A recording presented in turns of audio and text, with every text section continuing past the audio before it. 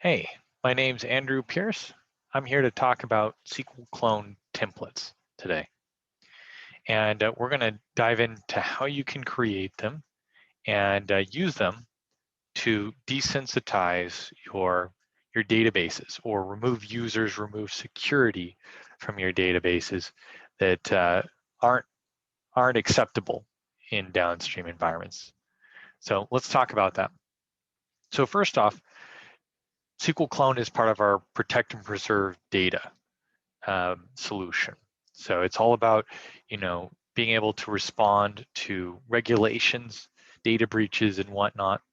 But one thing that's always present when we're trying to get our database back from production and into development are those production users and roles and schemas and all of the other security accounts and whatnot that are prod specific. We don't want those coming back to development. And also we may have accounts in development that we want to add to our data set before it goes back there. And so we need an automated way to remove those, security objects that need to be removed before getting this back to development. And then add those users and other security objects to that database, that data set, before it's provisioned back to development or test or QA, so that the data set is ready for whatever environment you want to send it to. And that's really where templates come in. So image modifications, which you may have heard about before, are part of that. So image modifications are really where you want to desensitize data, and you want to drop any users or roles before they get into our image. And this database image, we really want it to be generalizable. We want to be able to send this off to development or test or wherever without risking any data or anything that's secure that might be coming back from production. And then templates kind of work on the other end. They prep that generalized image so that it's ready for consumption by all of these other users on the other side of the equation, whoever we're provisioning these clones off to, right? So how do we create those, the scripts to drop the users and then also the scripts to create the users? Well, this is actually where SQL Compare can come in handy. So you can see that on the left-hand side here, I have my blogs.redgate production data set right here. And I want to compare this to, say, itself. Let's actually compare this to an empty database. So we'll call this just a empty. There we go. So now we're comparing an empty database to our blogs.redgate production here. Here's empty. Cool. So why are we doing this? Why is empty our source and blogs.redgate production our target? That's weird. Well, we want to drop those users. So we're using compare to script out, all of the drop users, drop roles, etc., to create that generalized image that's ready for, those downstream environments. So let's compare that right now. Cool. That was quick. Now it's going to want to drop a lot of things in here: tables, views, stored procedures, and I don't want to do all of those. So I really only care about, my users down here. I really just want to drop these. So let's do that. I'm going to create a filter over here. So let's uncheck everything. And I just want to check my users right there. And you may also want to check roles as well, and maybe schemas. Now, some of these may be generalizable. Like, for example, you may have some roles that are the same in both production and development that you want to keep. So you can choose in the filter here to exclude or include based on the object name. So say if you want to include if the object name begins with, you know, user role. There we go. Cool. We can add other inclusions in there or exclusions. There we go.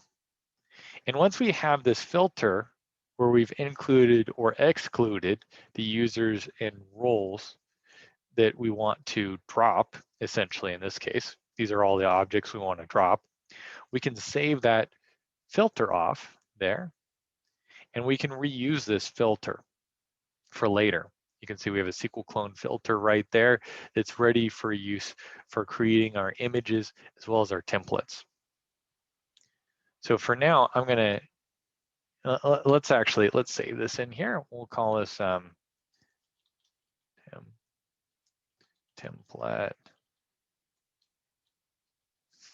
filter. There we go. So this is actually going to be for my image modifications here. I'm going to use the same filter for both my image modifications as well as my my template though. So it's going to be the same for me. So here we go. We're dropping all of our users. You can tell the big red X there. And because of that, we don't actually want to deploy this. So it's generating my SQL. It's giving me all of these warnings here. And here's my deployment script. So let's save that script off right here. I'm going to call this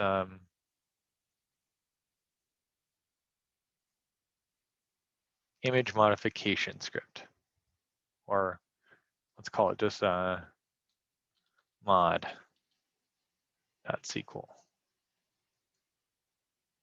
Cool. And then after I'm done with that, let's script out our change for our template here.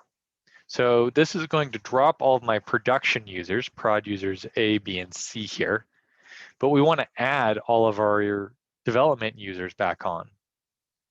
So let's not deploy now. Even if you click this, you have to jump through another hoop. So let's not drop our prod users. And let's go back and edit our project here. And let's switch it around. And let's go here to our, here we go, blogs.redgate dev Kendra. That's one of our development databases here. And this has all of the user accounts I want in it. And my empty database doesn't have anything in it. So it's going to create all of my users, you know, from scratch essentially, and roles and whatever else I want. So let's do that.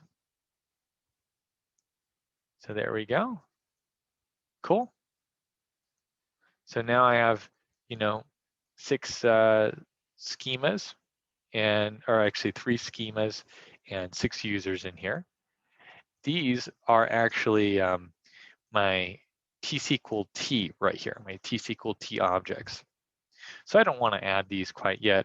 I'm going to leave these for SQL source control or SQL change automation to take care of. I don't want to do that in here. Now let's just do users. So it's going to create my users. So there we go. So these are all my dev users. Here's my deployment script, creating all of my dev users. And then let's save that over here. And we'll call this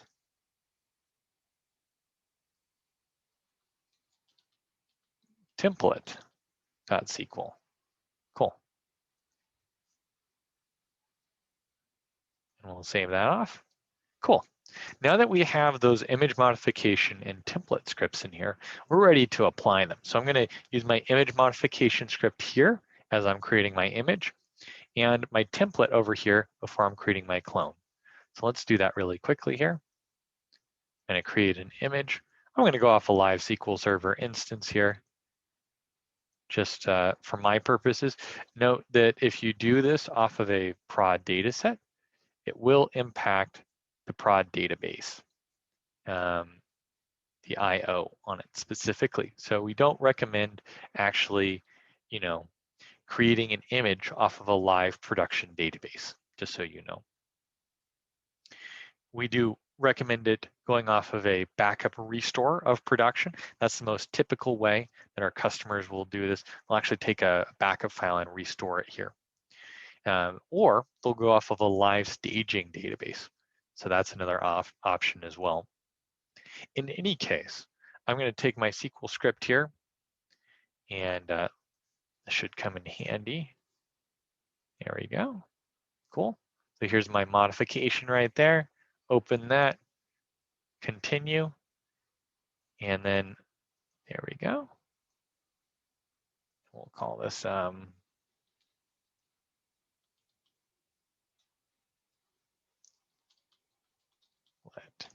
blogs template demo. Cool. So that's going to be our image. It's creating our image right now. This will be quick for me because I'm doing a relatively small data set here. It's going to be a couple hundred megabytes. But with your data set, it's going to be a little bit longer perhaps, because of course the image is the full size of our data set. So yeah, here we go.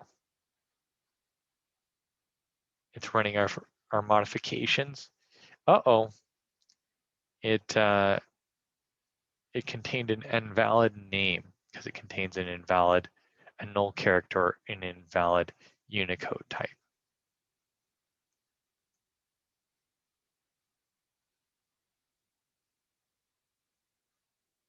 Okay, so I wasn't expecting that.